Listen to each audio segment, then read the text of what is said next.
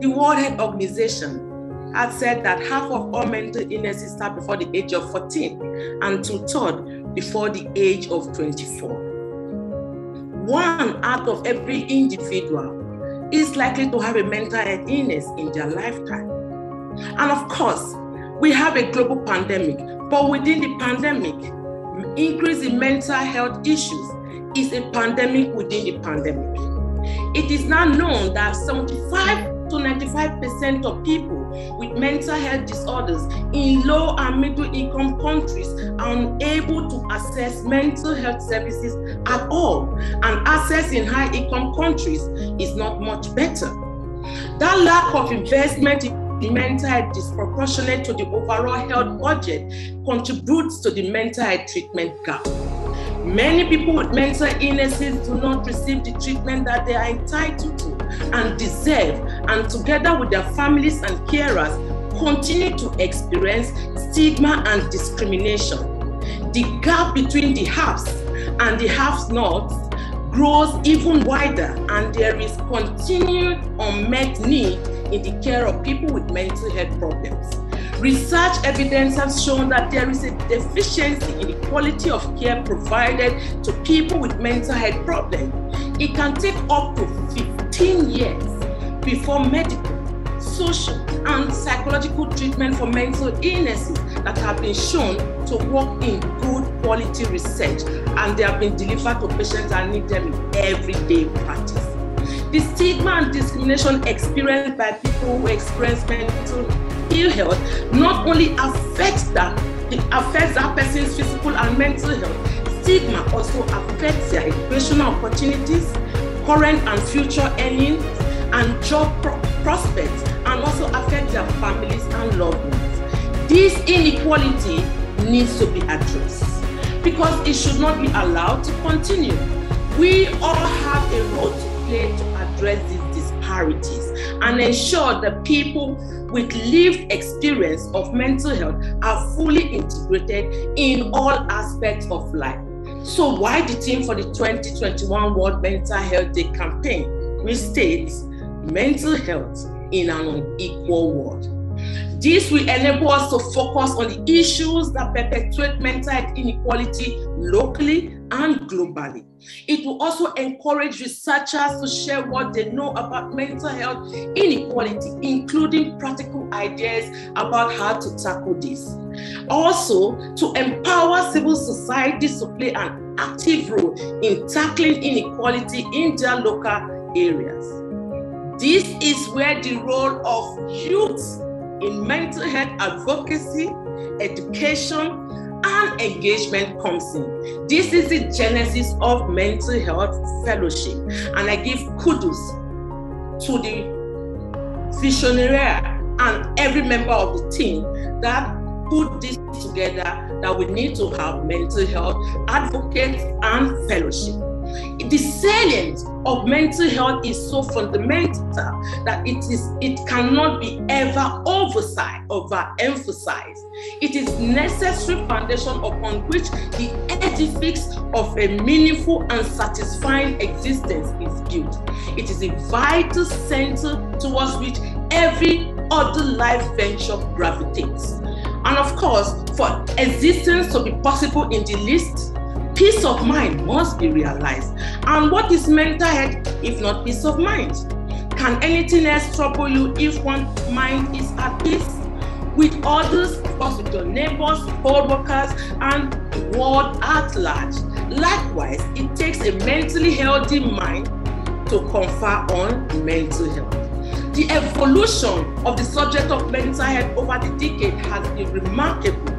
We have come such a long way from when mental health challenges were used as a weapon of oppression and subjugation to a period when it is now used as a one-size-fits-all excuse to incarcerate and confine, to a time when it was a taboo to speak about one's mental health struggles. Today, the view about mental health has radically changed from the most absurd and extreme to the most subtle and humane, and the discourse around it more normalized and robust. Yet, amidst These undeniable historical, cultural, as well as scientific strides in mental health, the incidence and prevalence of mental health issues appear to be growing relentlessly. From substance abuse epidemic to child abuse to depression, anxiety, dysphoria, and suicide. And it's alarming that the most affected population is that of the adolescent and young adults, whose peaceful existence is being ravaged by the myriad of mental health challenges. Yet the salvation of the youth is in the hands of the youth. For just as they have been the hardest hit by the mental health menace, they are also the most resilient and vibrant group. Nobody can reach the youth like the youth. Due to the vibrant sensitivity, progressiveness of youth as a developmental cohort, they are better equipped to take on the big challenges. And mental health is one big challenge. There are many ways youth could play a role in a mental health advocacy, education, and engagement. And these are some of the ways I want to profile in this my keynote speech that I want each and every one of us to take away. They could start by sharing their experiences. And I know mental health fellowship, this is what they are all about. They will have to be encouraged to do this, to be given the right platforms, as well as provided with safe environment to share their story. This in itself is both a healing experience for both the sharer and the audience. For foremost, advocacy, because sharing the story diffuses the culture of silence and destigmatizes the experience of mental health problems. Secondly, youth are all over the world known as drivers of change due to their innovativeness and drive for novelty. Thus, they can be incentivized through special mental health funds to come up with ideas to tackle some of the major mental health challenges of our time, such as drug abuse and suicide. I can tell you for free, we have one psychiatrist to 1 million Nigerians. And currently, there's an exodus of health workers, if you want to put it in a Yoruba way, jackpying out of the country. We need mental health advocates to fill in this gap. Lastly, influencers among youth can be enlisted and encouraged to start a discussion trend among various mental health issues. When youth see their idols discussing these issues, they are more likely to follow suit and continue the trend. The role of youth in driving mental health agenda cannot be relegated anymore. Since they are the most affected group, the most vibrant subpopulation, and the most vulnerable cohort, they are thus also the most vital player in the push for mental health revolution. We are still within the pandemic, which is resulting in widening health, economic, and social inequalities. With the 2021 Mental Health Day campaign, this provides an opportunity for us to come together, act together to highlight how inequality can be addressed to ensure people are able to enjoy good mental health. For the new fellows coming on board today, I want to leave you with this. Rule number 1, educate yourself more about mental health. Rule number 2, encourage help-seeking behaviors where people can speak up and speak out. Rule number 3, help to create safe spaces.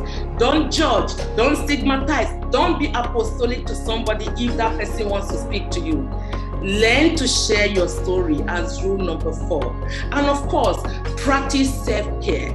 At this point in time, I'm going to leave you with the acronym for self-care so that if you don't remember anything I said today, you remember the acronym for self-care and start with 1 as a baby step. Trust me, where you are in a field where you are passionate about, it's easy to burn out. And when you burn out, you are likely to be useless to yourself and of course, useless to others. So S here is self-awareness. Know your stressors, know your triggers, so that if you know them, it's easy for you to manage them. E is exercise. Let us do that. You are already innovative, energetic, but when you exercise and It increases your feel-good hormones, which is the endorphins. It will help you reduce your fear, your anxiety, and mild cases of depression. L, this is where you come in.